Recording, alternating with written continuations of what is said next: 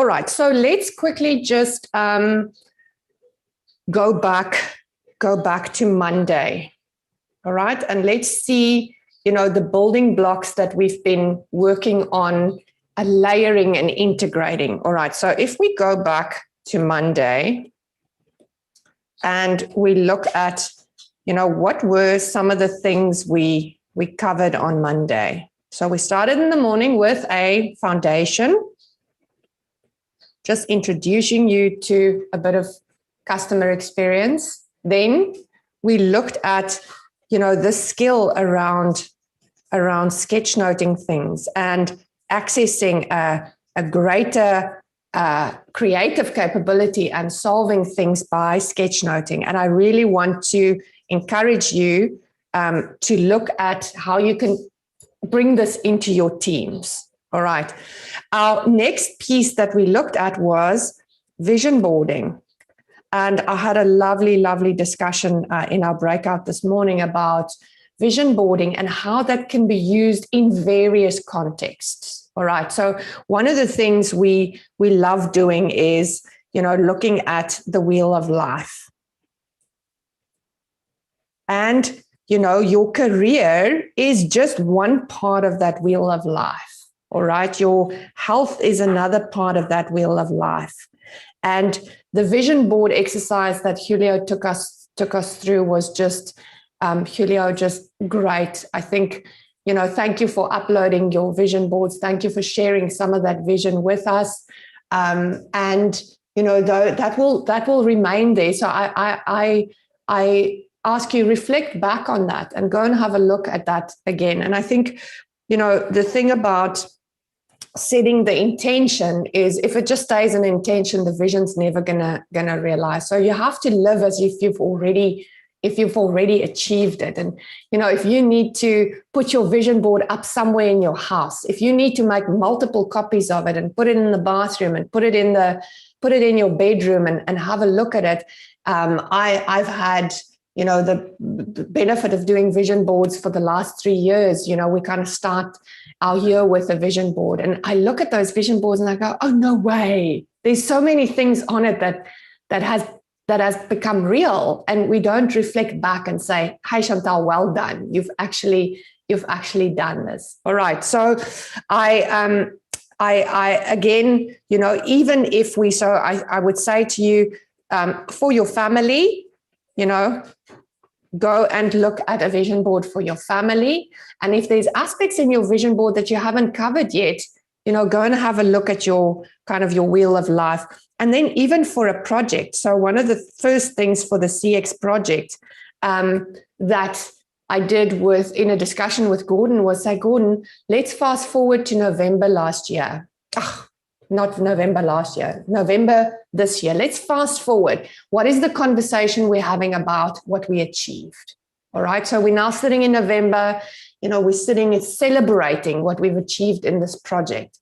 What do you see? What would be the things that we achieved? So the vision board exercise can be used for so many things. And just to bring you back to the reason why we constructed day one like this. Day one was constructed like this because most of this course is about you.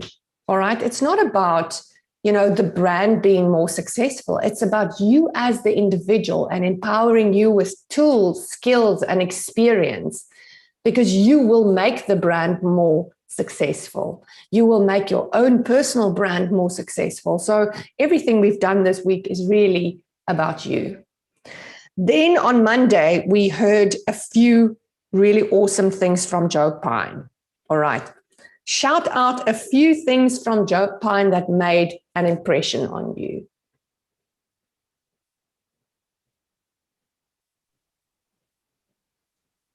One customer. Oh, one customer. That is what customer centricity means, is like there's one customer. It's actually a warm-bodied person, all right? There's always an experience. Always an experience. And what did he say about experience? Experience is the product, all right? It is the product. Yeah, it's an economic offering, the experience. Yeah, it's an economic offering. I missed one that was shouted out. He said every interaction with the customer is an opportunity to learn. Yeah, oh, isn't that awesome? Like interactions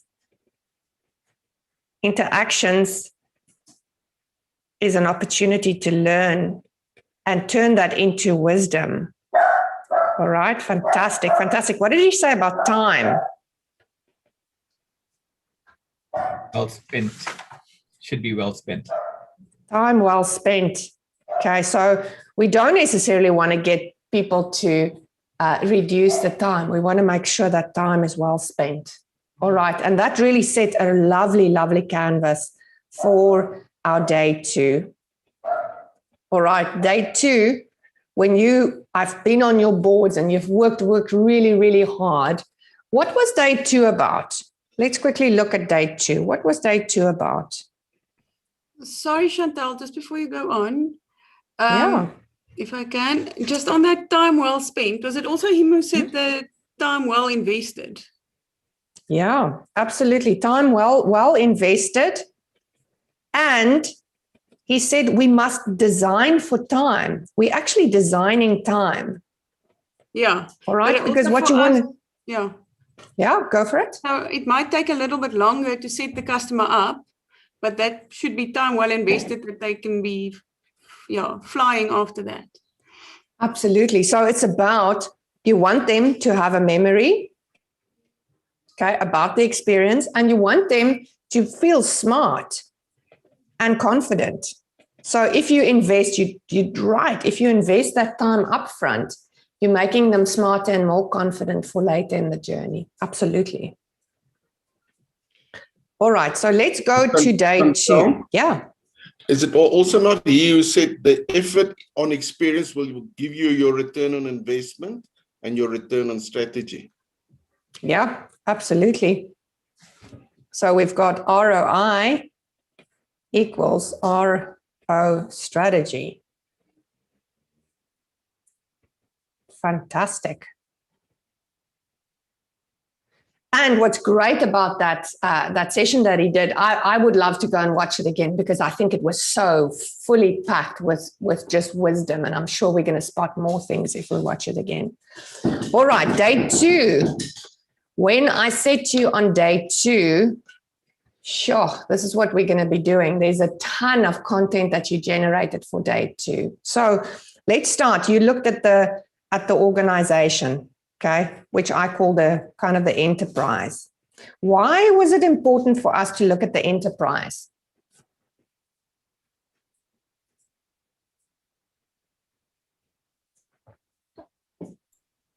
Because it's important to understand the culture and the workings within the enterprise. Absolutely, absolutely. So what we're busy with is a change initiative. All right. And in order to change things, we need to understand the different components. So we almost looked at, we spoke about the ingredients or the different puzzle pieces. So how does this work? How does this organization work? Okay, let's take it apart a little bit so we can understand it. All right, and then let's put it back together in a more optimal way. And a lot of what we worked with was culture. All right, that's the DNA. That's the DNA of the organization. So if the DNA of the organization is filled with fear, you will struggle with changing that organization. All right, it's like, it's like getting me to go and run I'm not even going to say a marathon. Go get me to run a half marathon. Okay, that is just not going to happen unless you work with, hey Chantel, why is it important to go and run a half marathon? Hey Chantel, what's your objectives? And if you put it if you put it together in the right manner for me, you might get me to run a half marathon. Now, what you guys know about me thus far, let's just quickly see if you've put some puzzle pieces together. How could you get me to run a half marathon? Ilana, have a shot at it. What is my main motivator? How can you get me to run a half marathon? I was going to say, is there going to be lint at the finish line? Nice try, but I won't run a half marathon for Lint. I think maybe if you knew that it would be beneficial for your health, then potentially it would be a motivator for you. No, Okay. I won't do it for my health either. Okay, someone else take a shot. Okay, I've got someone saying fireman, Lesego, no, I won't run a half marathon for fireman. If there's a lion chasing you? So if there's a lion chasing me, I might, because I want to see my 3 kids grow up. Yeah, I might. For charity, Noma, I would run it for charity. I won't run it for Lou Carbone. Yeah, poverty, cancer. I would run it for a good cause. And I would run it because someone told me, Chantel, you're way too old and you won't ever be able to run a half marathon. So some of that is imprinted in me to say, if you can't do it, if you won't be able to do it, to prove someone wrong. So that's why it's an energy booster. Yeah, I won't run it for an energy booster. So we need to understand the organization. We also need to understand the role players in the organization. And we're going to talk about those role players in a little bit. And then, you know, as we unpack the culture, the ideal culture, how the organization fits together, the customers, the design of the organization, the value proposition, you started spotting some gaps. All right. That was just a natural side effect of the exercise we did. And it's almost impossible to spot gaps and not want to fill it. So you did an absolutely stunning job in coming up with some ideas, some practices, and we will be doing a lot more of that. All right. So all of the boards you put together, we will be looking at that and we'll continue that discussion, because ideally, you know, we want to really distill that essence. I listened to a podcast this morning, which I really enjoyed. It was about storytelling and how this woman, she writes stories for Marvel, and she writes about this female Latino superhero. And they, as you know, we kind of have a shortage of female superheroes. Joseph Campbell did a stunning job about the hero's journey, but mostly it's like white guys in the superhero story arc, So, and she was talking about, how her parents and the way she grew up, how it just the way that they could be honest with each other. And she used the term, it fortified trust. And I thought fortified trust is such a beautiful saying. It's, that word fortification. And Johan studied winemaking for a while, and he was a contract winemaker. And that fortification process, where you really get the essence. And I think that's the process that we're in right now, is getting as many people to contribute ideas so that we can get to that essence. What is the real essence of F&B, and what are those design principles? All right. So eventually we will end up with a one-pager that says, this is the F&B essence. All right. This is what's in that bottle. All right. And this is how we're gonna apply it. These are, let's say, our 10 design principles that we need to follow, that we need to test ourselves against. All right. And then on Tuesday afternoon, you had the privilege of meeting my friend Lou, and we did some clue scanning. And that clue scanning really prepared you to have your senses extra activated. All right. And you were all absolutely stunning with how you led those conversations. I was in one of those conversations, and you just Chantel, you just did a stunning job. Like all of the others, I wish I could have been in more of those conversations. All right, so you've got that clue scanning in your learning platform. There is a whole sheet about clue scanning, a worksheet that you can download. We'll go through the learning platform a little bit later, because there's documents and PDF downloads all over the place. All right. So it's really important that you check it out, because there's a ton more resources there. All right. Let's quickly talk about Wednesday. All right. So Wednesday was our day of the customer. All right. And aside from the fact that you had a lot of fun with Wednesday, you also learned a lot about, how do we do a persona? How do we do an empathy map? And, getting a real warm-bodied, if you want to be client-centric, you got the customer to tell you, what they're experiencing. And you saw you cannot control that, all right? You had your questions, you wanted to control it, but it was really an opportunity for the customer to tell you where they're at and what are they experiencing, what are their emotions, all right? So now you've got a really good view about the customer, their fears, their challenges, their needs, all right? And now you combine that with, if you take your essence, you understand where you want to go, you understand the customer, you kind of understand some of the organizational challenges, and now you can go into day 4, and here you started working on the journeys. All right, and your journey is, currently in an incomplete state. Maybe you've gotten to that moment there, but to properly unpack a journey takes about 3 months. All right, we usually time box it, and we'll go into time boxed rhythms now with you and the teams that worked on the various journeys. We will elaborate with the complaints team, with the gold account opening team, and we'll go back to our steering committee and let them kind of prioritize these journeys. And with those teams and more resources from elsewhere in the business, we'll run these 3-month-long design sprints. All right, so let me quickly I just want to talk about those design sprints, because once you've got a journey, what's really important and what you're going to need to understand for today's presentation and the work going forward, once we've got this journey, we have let's say we have these moments in the journey, and this is a moment of truth, and that is a moment of truth. Now we've unpacked this journey and we've gotten to, listen, here are 3 just amazing ideas. All right.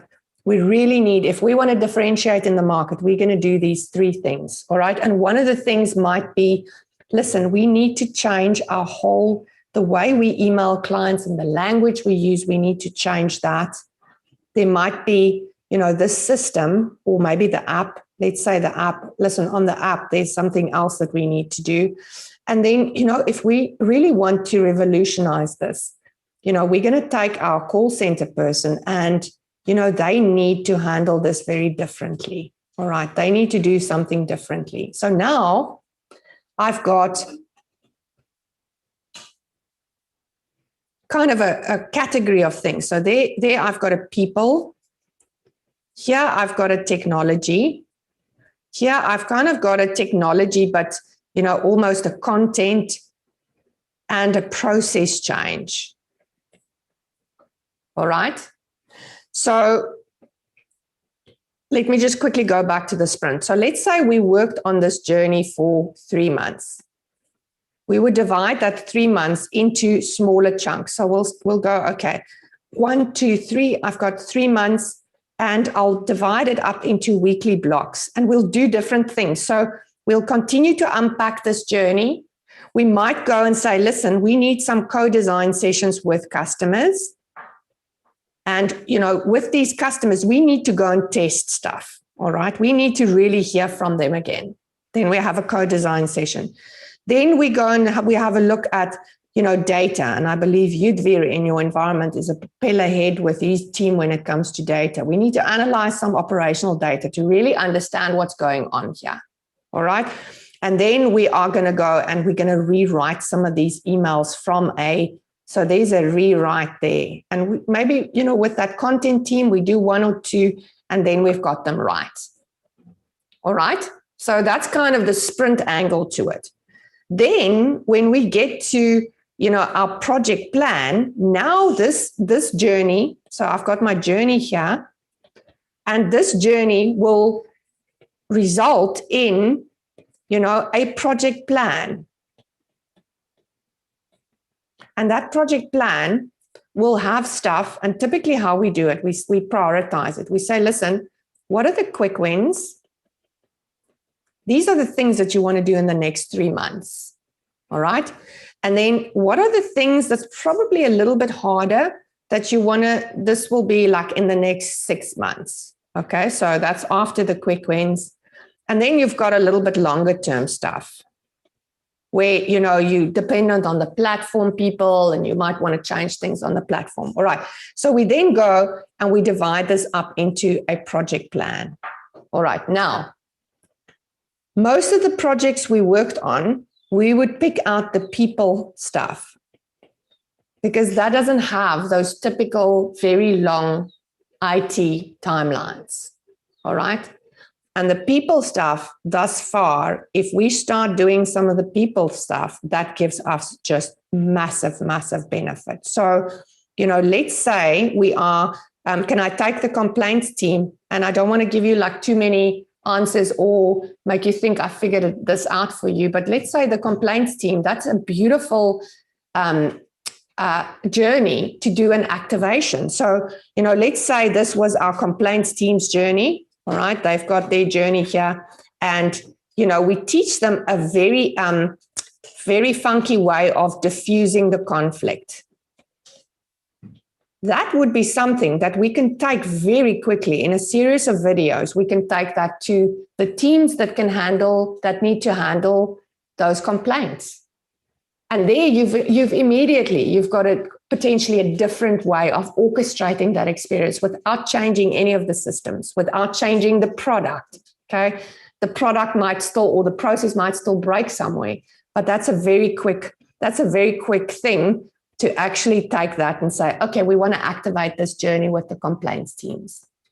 All right. Any questions about, you know, what the journeys then end up resulting in? And I think that's the big thing. If it stays in here, all right, and if it's only in a PowerPoint, nothing's going to happen. But you need to tell that story in a way, and I'm gonna take you through some of that storytelling, how you position that story. All right, let's quickly open for questions. I just want to quickly see whether there's anything in the chat. Any questions? Any questions about what I've shared with you now?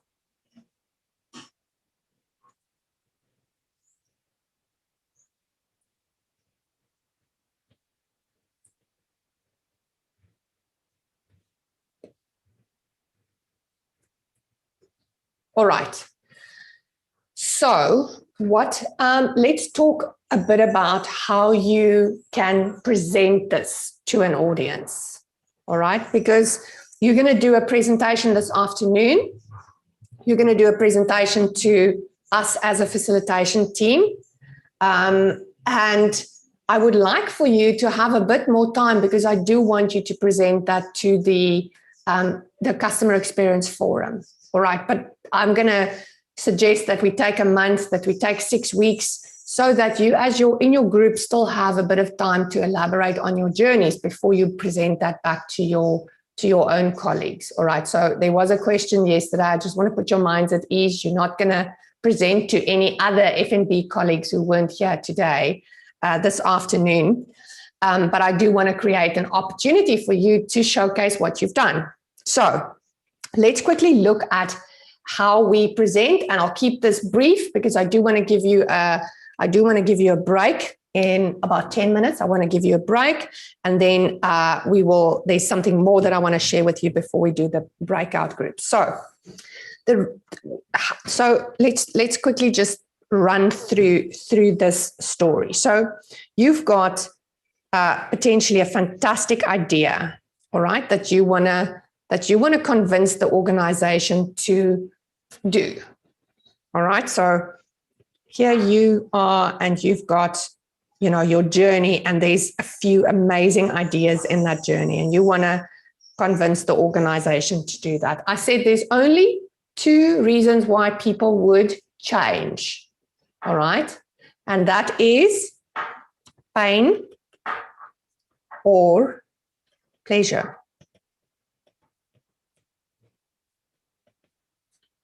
All right. Only those 2 Only those two reasons. And the reason why we love money is we think it's going to give us pleasure and it's going to reduce pain. All right. But often it doesn't. And you know those stories about people who have won the lottery and they still weren't happy. All right. So in your storylines, you need to position, and I'm going to show you just the typical hero's journey. All right. So the story starts to say, all right, so, let's say, we are here and, we're a very happy brand. Okay. So that's happy days. We're a really happy brand. We're really doing well. And then something happens. Let's say, there's more entrance into the market. Customers get more unhappy, and we kind of find ourselves a little bit in the dump there. They call this the pit of despair. All right, so I'm in the pit of despair. In the pit of despair, I need to get tools, skills. I need to slay dragons. I need to transform so that I have the skills to actually get out of the pit to a different place. So I want to get to a different place to where I've been before.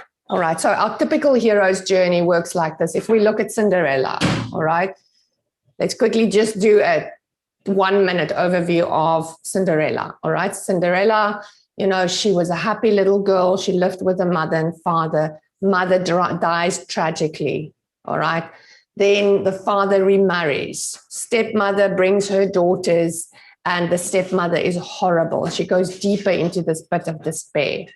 Then a magical fairy godmother appears. All right. And she has a chance to go to the ball, and she transforms into this beautiful princess-like person. She goes to the ball. She meets Lou Carbone at the ball, and they dance, and then the time's up, and she runs back, and everything turns back into Johan's pumpkin story, and and then she's back in her home and living with these horrible sisters, and then the prince comes and searches for her. So you'll see that story has, it's great, and then it's crap, and then it's great, and then it's crap, and then it's great, and then it's crap, and then the story ends.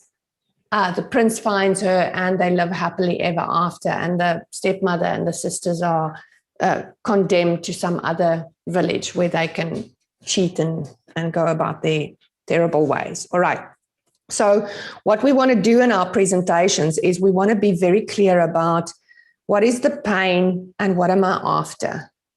All right. So, if I am, trying to say, listen, let's take the example of IVR.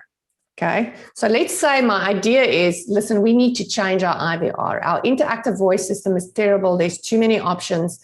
The way I do those type of presentations is I'll make sure that I get a whole rendition of the IVR. All right. Or I will ask, so now I'm presenting to the EXCO members. All right. And I will say to them, all right, folks, we are here today to talk about a change that can make our business more successful, that can give us a lift in terms of our brand, and a change that every customer who calls us will notice the difference about this change that I'm going to propose to you. All right. Now you have been down to the pit of despair. All right. Because you've now done all this research, you've done this design. You need to take them into the pit of despair with you. All right. So there's two ways that you can do that. You can either have a recording of the whole IVR and force your EXCO to listen to that entire recording. And then you ask them, how does this feel? All right. And how aligned is it? How aligned is it with our brand? With what our brand promises? All right. Does it feel helpful? Is it aligned with, How can we help you when we get to option 8? All right, so you take them into the pit of despair with you. If you believe that that's not going to be enough, all right, you look for great examples. You also go through every competitor's IVR, all right? And if you find one that's really great, or if they are all terrible, you go and you play all of them and say, all right, so now this is what we're competing with. This is what the others are doing. Listen to this. Let's say they are all terrible. Then you go, all right, so you've been down the pit of despair with me. This is where we're at. That's terrible. That's terrible. Okay, let me quickly show you where we can get to. We can have the most helpful, fun, joyful IVR. All right, I'm going to show you how we can do that. All right, and be clear about what you need up front. All right, so I need to pitch this idea to you. I need you to listen to the idea, and then I would like for you to give me a green light, and I'm going to ask for some money to do this. All right, so guys, we need to redesign the IVR. We need to re-record it. We need to test it with customers, and then we need to launch the IVR. And this is going to cost you 1 million. And when we get to the other side, you will have, every day, you will have 12,000, for example, 12,000 customers who will have this new experience, all right? And the way we're going to measure this new experience is we are going to send those customers, let's say, a quick SMS that they can answer. How much did you like our IVR out of 5? And they just go 4, 5, 3, whatever. You make it easy, okay? So you've got your numbers ready. You've got your numbers ready so that you can take them through. You want to make them feel the pain. You want to show them nirvana. You want to tell them that, hey, I got this. I know how to get us there. What I need from you is, yes, Chantel, take us there. And yes, here's some money. All right. And then I will bring it back to you and I will say, I will bring you some numbers to confirm that we've changed the experience. Does that make sense? All right. Any questions? Tell me if you see any flaws in this story. Tell me if this is going to help you.